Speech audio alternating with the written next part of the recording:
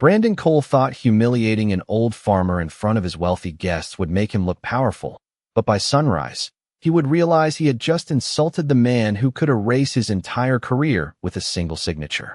Rain slammed against the towering glass windows of the Ocean Crest Resort, while luxury cars lined the circular driveway outside like polished jewels under the stormy California night.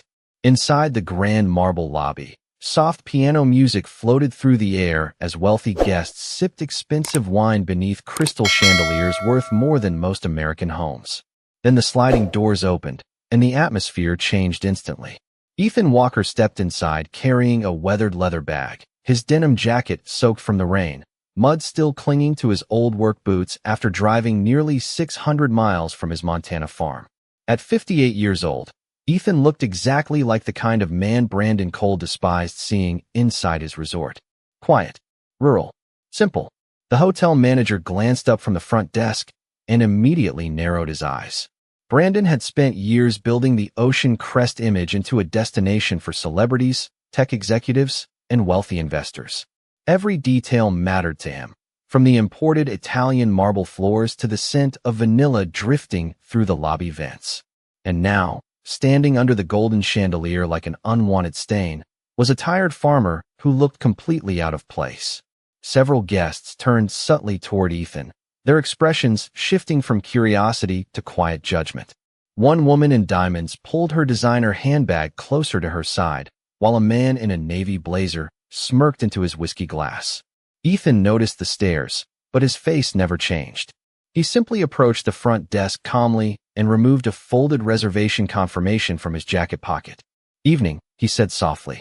"I believe I have a room booked for tonight." Brandon didn't even touch the paper. His eyes traveled slowly from Ethan's muddy boots to the rainwater dripping onto the marble floor. The pianist in the corner continued playing, but the lobby somehow felt colder now. "Sir," Brandon said with a thin smile that carried no warmth at all, "this resort has standards." Ethan blinked once, confused but still polite. "I made the reservation 3 weeks ago." Brandon leaned slightly forward, lowering his voice just enough to sound insulting without technically raising it. "And I think there's been some kind of misunderstanding. Guests here usually arrive in suits, not tractors." A few nearby people laughed quietly. Ethan looked down briefly at his worn jacket before meeting Brandon's eyes again. "I only need the room for one night," he replied. "I have business here in the morning." Brandon smiled wider this time, and that was the moment the entire night began moving toward a disaster none of them were prepared for. The laughter near the lobby bar grew louder as Brandon folded his arms across his tailored charcoal suit and stared at Ethan like he was something dragged in from the highway. The storm outside rattled the massive windows while water dripped slowly from Ethan's jacket onto the polished marble floor. Behind him, the automatic doors slid open again as another luxury SUV arrived beneath the glowing entrance lights, and Brandon's attention sharpened instantly at the sight of wealthy guests stepping out under umbrellas held by resort staff. That was the kind of customer he respected, not the quiet farmer standing in front of him asking for nothing more than a room for the night. Ethan remained calm despite the growing tension in the lobby. "I already paid the deposit online," he explained gently. "There should not be any problem." Brandon finally picked up the reservation paper between 2 fingers as though it disgusted him. His eyes scanned the confirmation before his expression tightened slightly. The reservation was real. Ocean View Suite. 1 night. Paid in full. But instead of admitting it, Brandon looked around at the watching guests and made a different decision. "Actually," he said slowly, "I think there has been a system error." Ethan frowned slightly. "A system error?" Brandon nodded with fake sympathy. "Unfortunately, we cannot honor this reservation tonight." A young receptionist standing nearby looked confused. Her name tag read Claire Bennett, and Ethan noticed the discomfort in her eyes immediately. She quietly glanced at the computer screen before speaking carefully. "Mr. Cole, there are still vacant suites on the 6th floor." Brandon shot her a cold look sharp enough to silence the rest of the sentence. The room became awkwardly quiet for a moment. Even the piano player seemed to soften his music as nearby guests pretended not to listen. Brandon turned back toward Ethan with a rehearsed smile. "Sir, Ocean Crest is an exclusive property. We reserve the right to refuse accommodations that may disturb the atmosphere our guests expect." The meaning behind the words landed heavily in the air. One man, near the bar, chuckled into his drink, while another guest whispered something to his wife that made her shake her head with disapproval. Ethan slowly folded the reservation paper and slipped it back into his jacket pocket. His weathered face revealed almost nothing, but Claire noticed the faint sadness in his eyes. Not anger, not embarrassment, just disappointment, like a man who had already spent a lifetime learning how cruel strangers could be. I drove almost 600 miles to get here, Ethan said quietly. I only need a place to sleep before my meeting tomorrow morning. Brandon gave a small laugh. Trust me, he replied. People holding important meetings at this resort do not usually arrive in a 20-year-old pickup truck.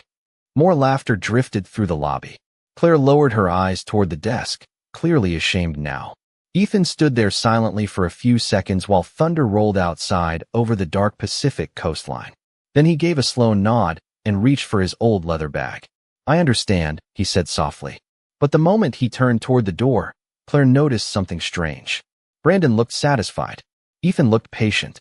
And there was a difference between those two expressions that nobody in the lobby understood yet. The heavy glass doors slid shut behind Ethan as cold rain swallowed him into the darkness outside the resort. Inside, Brandon adjusted his tie with quiet satisfaction while several guests returned to their conversations, already forgetting the farmer they had just watched being turned away. To them, Ethan Walker was nothing more than an inconvenience that briefly interrupted the luxury atmosphere of Ocean Crest. But Claire Bennett could not stop thinking about the look in Ethan's eyes before he left. It was not humiliation. It was something calmer, almost as if he had expected the world to treat him this way. Brandon straightened the front desk brochures and glanced toward Claire. Next time, he said quietly, do not contradict me in front of guests. Claire hesitated. He had a valid reservation. Brandon's jaw tightened slightly. And I have a reputation to protect.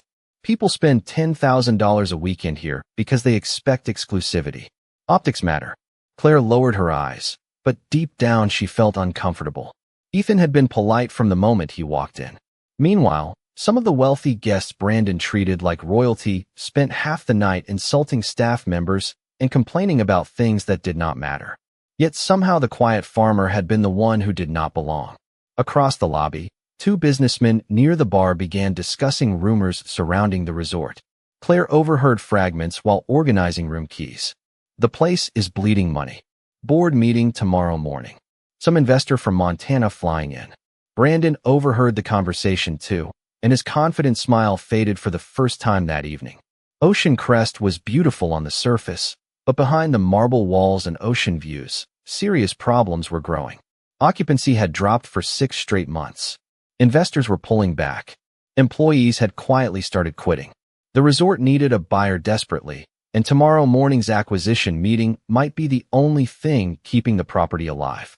Brandon had spent weeks preparing for the arrival of the mysterious investor. Every flower arrangement had been replaced. Every employee warned to act perfectly. Failure was not an option.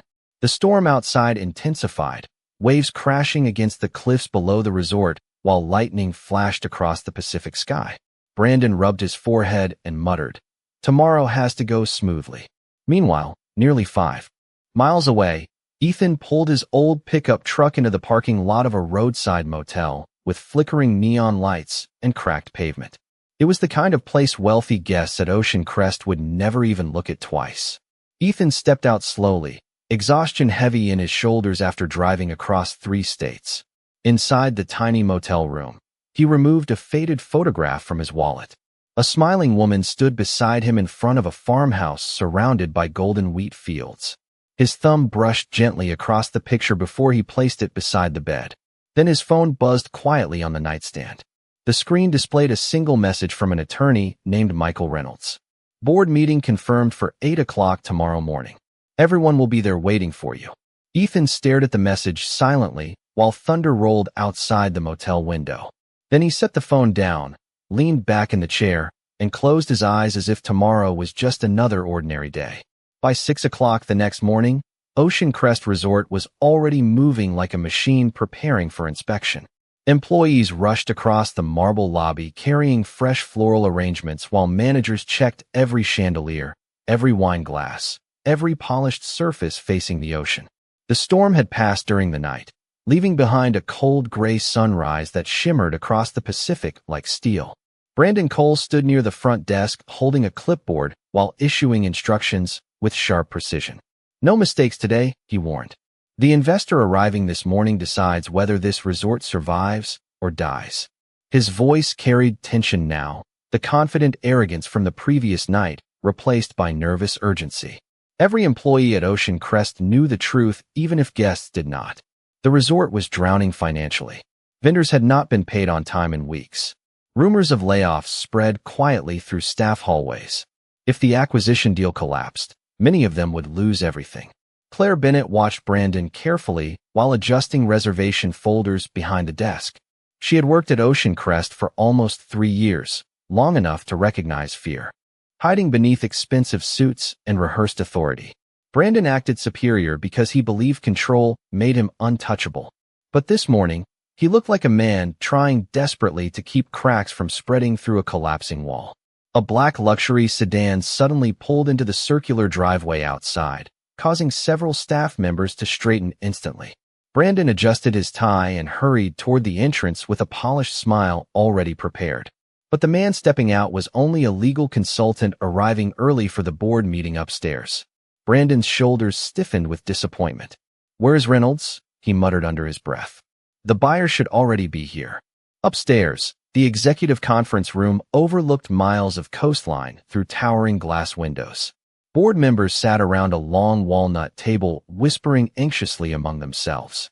Financial reports lay scattered beside untouched coffee cups, while attorneys checked their watches every few minutes. The future of Ocean Crest depended entirely on one signature from a man almost nobody there had met in person. Meanwhile, several miles away, Ethan Walker quietly buttoned a dark charcoal suit inside the small motel room. The transformation was subtle but striking. Without the wet denim jacket and muddy boots, there was suddenly something unmistakably powerful about him. Not flashy, not arrogant, just composed. The kind of confidence built over decades instead of purchased overnight. Ethan picked up the framed photograph from the bedside table before slipping it carefully into his leather bag. His eyes lingered on the smiling woman beside him in the picture. "Wish you could have seen this day, Claire," he murmured softly. Then he stepped outside into the cold morning air where a convoy of black SUVs already waited near the motel entrance. Men in tailored suits stood respectfully beside the vehicles while a driver opened the rear door for him without saying a word. Ethan paused briefly before climbing inside. As the SUVs pulled onto the coastal highway toward Ocean Crest, the rising sun finally broke through the clouds over the Pacific Ocean. And back at the resort, Brandon Cole was still smiling proudly for guests, completely unaware that the quiet farmer he humiliated the night before was now on his way to become the most powerful man in the building. At exactly 7:43 in the morning, the first black SUV rolled beneath the entrance arch of Ocean Crest Resort, its polished exterior reflecting the pale California sunrise across the wet pavement. Every valet near the driveway instantly straightened their posture, while staff members exchanged nervous glances through the lobby windows. Brandon Cole stepped forward immediately, smoothing his expensive suit jacket with the confident smile he reserved for wealthy investors and important executives. This was the moment he had been waiting for. The final buyer had arrived. A second SUV followed behind the first, then a third. The convoy stopped in perfect formation near the marble staircase leading into the resort, while security personnel quietly stepped aside. Guests sipping coffee in the lobby began whispering among themselves as the atmosphere shifted into something heavy and electric. Even the pianist near the lounge slowed his playing slightly, sensing the tension spreading through the room. Brandon forced a confident laugh toward the nearby employees. "Now this," he said quietly, "is what real business looks like." Claire Bennett remained behind the front desk watching carefully as several attorneys stepped out of the lead vehicle carrying leather folders and financial documents. One older board member standing near the entrance suddenly adjusted his glasses with visible confusion. "Wait," he whispered under his breath. "That cannot be him." Brandon frowned slightly. "What?" But before anyone answered, the rear passenger door of the final SUV opened slowly, and the entire lobby froze. Ethan Walker stepped onto the pavement wearing the same calm expression he had carried the night before. Only now, there were no muddy boots or soaked denim jacket. His charcoal suit fit perfectly. His silver hair was neatly combed back. And the quiet farmer Brandon mocked less than 12 hours earlier now carried himself with the effortless composure of a man accustomed to rooms far more powerful than this one. A hush swept across the lobby so suddenly that the sound of ocean waves crashing below the cliffs became strangely audible through the glass walls. Brandon stared in complete disbelief while Claire's eyes widened beside the desk. Ethan walked calmly toward the entrance as attorneys and executives moved respectfully around him. Nobody laughed now. Nobody whispered. The same guests who mocked him the night before suddenly lowered their eyes or pretended not to recognize him at all. Brandon's mouth opened slightly, but no words came out. Then Michael Reynolds, one of the most respected corporate attorneys in California, stepped forward with a warm smile and extended his hand toward Ethan in full view of everyone watching. "Good morning, Mr. Walker," he said clearly. "The board is ready upstairs whenever you are." The title hit the room like thunder. "Mr. Walker." Brandon felt the blood drain slowly from his face. Ethan paused briefly near the front desk and glanced toward Claire, who stood completely speechless now. Then his eyes shifted calmly toward Brandon. Not angry, not smug, just steady, controlled, powerful. Brandon forced a weak smile onto his face. "Sir," he stammered awkwardly, "there seems to have been a misunderstanding last night." Ethan looked at him for several silent seconds while the entire lobby waited to hear his response. Then he spoke softly enough that everyone still heard every word. "No," he said calmly. "I understood perfectly." The silence hanging inside the lobby became almost unbearable after Ethan's words settled into the air. Nobody moved. Nobody even touched their coffee cups. Brandon Cole stood frozen near the front desk, his carefully practiced confidence collapsing beneath the weight of sudden realization. Less than 12 hours earlier, he had treated Ethan Walker like an embarrassment standing on expensive marble floors. Now attorneys, executives, and board members were treating that same man like the most important person in California. Michael Reynolds gestured respectfully toward the private elevators leading upstairs. "The acquisition contracts are prepared," he said. "The board has approved every term exactly as requested." Ethan nodded once and calmly started walking across the lobby. Staff members instinctively stepped aside to clear a path for him. Claire Bennett watched the scene unfold with disbelief while guests who had laughed the night before suddenly avoided eye contact entirely. One older couple quietly slipped away toward the restaurant, embarrassed to remain near Brandon after witnessing what had happened. Brandon hurried forward desperately, forcing a nervous smile that looked painfully unnatural now. "Mr. Walker," he said quickly, "if I had known who you were, I would have personally prepared our presidential suite for your stay." Ethan stopped walking. Slowly, he turned back toward Brandon while morning sunlight poured through the massive glass windows behind him, casting long reflections across the marble floor. "That," Ethan replied calmly, "is exactly the problem." The words landed harder than shouting ever could. Brandon swallowed visibly as several board members exchanged uncomfortable glances nearby. Ethan stepped closer, his voice remaining steady and quiet. "You only respect people after you believe they are important." The lobby fell silent again. Claire felt chills run through her arms because for the first time since working at Ocean Crest, someone had finally spoken aloud the truth everybody there secretly understood. Brandon's face reddened slightly. "Sir, I assure you, that is not who I am." Ethan looked at him for a long moment before answering. "Last night, I arrived tired after driving 600 miles through rain. I spoke politely. I had a paid reservation.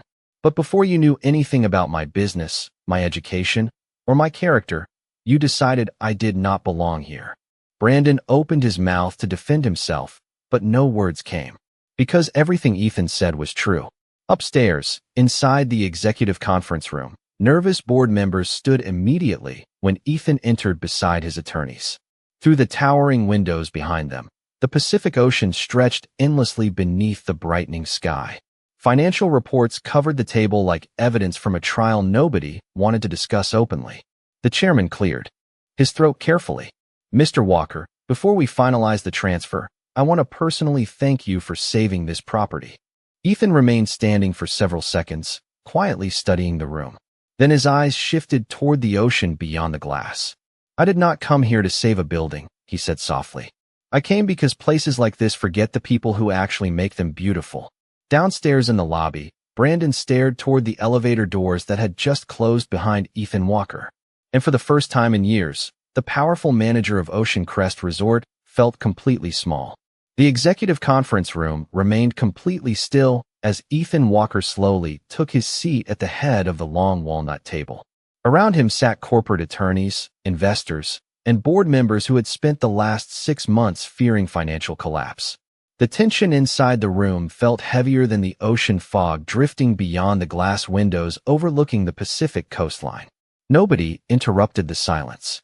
Nobody dared to rush the man they now understood held the future of Ocean Crest in his hands.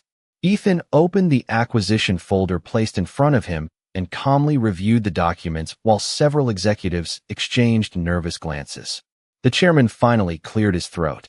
"Mr. Walker," he began carefully, "your investment will stabilize the resort immediately. The board is prepared to transfer controlling ownership as agreed." Ethan continued reading without looking up. "How many employees work here?" he asked quietly. The question caught several people off guard. One board member adjusted his glasses. "Approximately 240 full-time staff members." Ethan nodded slightly. "And how many were scheduled for layoffs after the sale?" Silence swept through the room again. No one answered immediately. Finally, the chief financial officer spoke in a reluctant voice. "Roughly 60 positions." Ethan closed the folder softly. "That will not happen." Several executives looked visibly surprised. The chairman leaned forward carefully. "Sir, reducing staff was part of the restructuring plan." Ethan's eyes lifted toward him at last. Calm, steady, unshaken. "No," he said quietly. "It was part of your failure." Nobody argued after that. Downstairs, Brandon Cole sat alone inside his office for the first time all morning. The walls around him were covered with awards, luxury hospitality certificates, and framed photographs beside celebrities and politicians. Yesterday, those things made him feel powerful. Today, they suddenly looked meaningless. Through the office window, he could see employees whispering throughout the lobby while rumors spread rapidly about Ethan Walker's true identity. Claire Bennett stood near the front desk listening as one valet quietly explained what he had overheard from the attorneys. Ethan owned one of the largest sustainable agriculture companies in the western United States. His farms supplied luxury restaurants, high-end grocery chains, and eco-resorts across the country. His net worth was estimated in the hundreds of millions. Claire looked toward Brandon's office and felt a strange mix of satisfaction and sadness. Because the cruelest part was not that Brandon insulted a wealthy man. It was that he believed kindness should depend on wealth in the first place. Upstairs, Ethan signed the final page of the acquisition contract with one smooth motion. The chairman released a slow breath of relief while attorneys immediately began organizing paperwork. Ocean Crest Resort officially belonged to Ethan Walker now. But instead of celebrating, Ethan stood and walked quietly toward the massive windows facing the ocean. Sunlight now shimmered across the waves beneath the cliffs while seabirds drifted through the cold morning air. "My wife loved places like this," Ethan said softly without turning around. She believed beautiful places should make ordinary people feel welcome. The room remained silent behind him.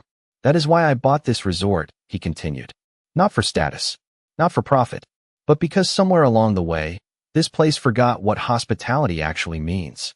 And downstairs, sitting alone in his office surrounded by expensive symbols of success, Brandon Cole slowly realized he had spent years protecting the image of luxury while destroying the very thing it was supposed to represent.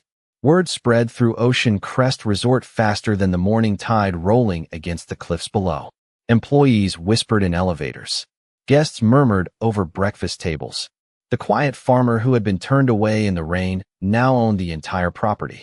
And with every passing minute, Brandon Cole felt the carefully constructed image of authority he had built over the years slipping further from his control. Inside his office, he stared blankly at the official company memo that had just arrived from corporate legal counsel. Effective immediately, all executive department heads were required to report directly to Ethan Walker regarding operational restructuring. Brandon loosened his tie slowly, his hands no longer steady. He had spent years believing power came from appearances, exclusivity, and status. But now, the man he mocked for wearing dusty boots held absolute authority over every square foot of the resort. A soft knock interrupted the silence. Claire Bennett stepped carefully into the office holding a folder of updated guest reports. Brandon barely looked up. "Leave it there," he muttered quietly. Claire hesitated near the desk. For a moment, she almost felt sorry for him. Almost. Then Brandon finally spoke again, his voice weaker than she had ever heard before. "Did everybody hear what happened?" Claire answered honestly. "Yes." Brandon leaned back heavily in his chair and stared toward the ocean outside the window. "I was only trying to protect the image of the resort."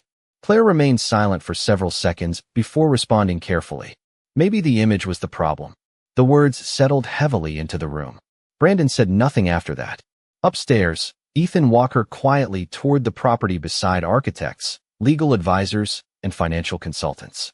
Yet despite his new ownership, he moved through the resort with the same calm humility he carried when he first walked through the lobby doors wearing a rain-soaked jacket. He stopped to thank housekeepers arranging fresh linens in guest suites. He greeted kitchen employees by name after reading their badges. He asked servers how long they had worked there and actually listened to their answers. Staff members quickly noticed the difference. Ethan never spoke down to anyone.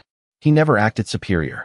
And somehow, that made his presence feel more powerful than any executive they had ever known. By late afternoon, all department heads gathered inside the ballroom for Ethan's first official meeting as owner. Crystal chandeliers glowed softly above rows of nervous employees while floor-to-ceiling windows revealed the golden California sunset spreading across the ocean. Brandon sat near the back of the room, unusually quiet now, avoiding eye contact with almost everyone. Ethan stepped onto the small stage without notes or prepared speeches. The ballroom gradually fell silent. He looked across the room slowly before speaking. "Luxury is not marble floors," he said calmly. "It is not expensive suits or private wine collections." Nobody moved. "Real luxury," Ethan continued, "is making people feel respected the moment they walk through your doors." Several employees lowered their eyes as his words settled into the room. Brandon felt every sentence like a mirror reflecting his own failures back at him. Ethan paused briefly before adding one final sentence that seemed to echo through the ballroom long after he finished speaking. "The easiest way to reveal someone's character is to watch how they treat people who appear to have nothing to offer them." And in that moment, Brandon Cole understood that losing his position was no longer the thing he feared most. The real punishment was realizing too late the kind of man he had become. The morning after Ethan Walker's speech, Ocean Crest Resort felt like a completely different place. Employees who once moved through the halls with quiet exhaustion now smiled cautiously at one another, as if hope had finally returned to the building. Housekeepers chatted softly while arranging fresh flowers in the lobby. Servers laughed in the kitchen for the first time in months. Even guests seemed calmer, noticing something warmer in the atmosphere they could not quite explain. It was no longer just a luxury resort trying desperately to impress wealthy strangers. Somehow, it finally felt human again.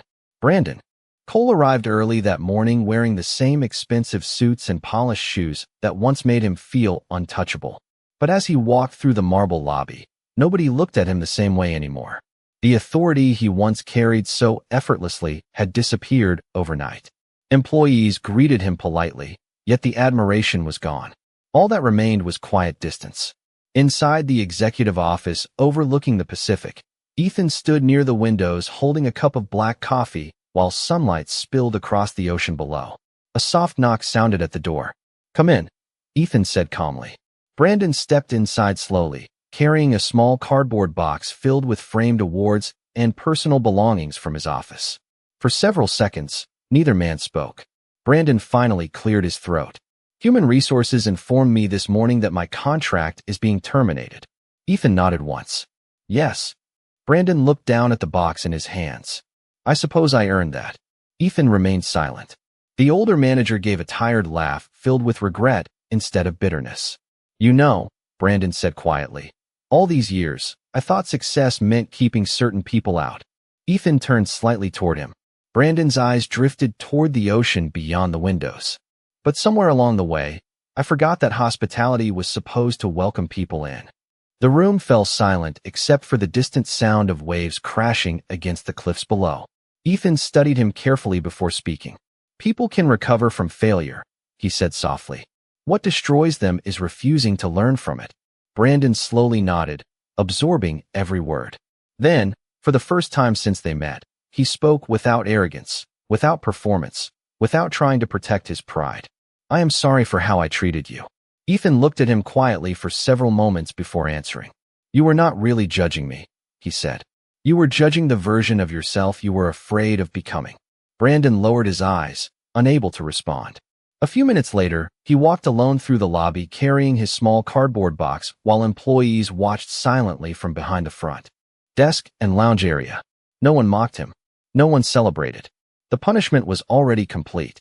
As the glass doors closed behind Brandon and the ocean breeze drifted through the entrance once again, Ethan stepped into the lobby wearing the same calm expression he had carried from the beginning. Claire Bennett smiled warmly as he approached the desk. And for the first time since arriving at Ocean Crest, Ethan smiled back. Outside, sunlight shimmered across the Pacific while waves rolled endlessly against the shore below the cliffs. And somewhere beneath the sound of the ocean, the world quietly remembered a lesson people too often forget. Real dignity has never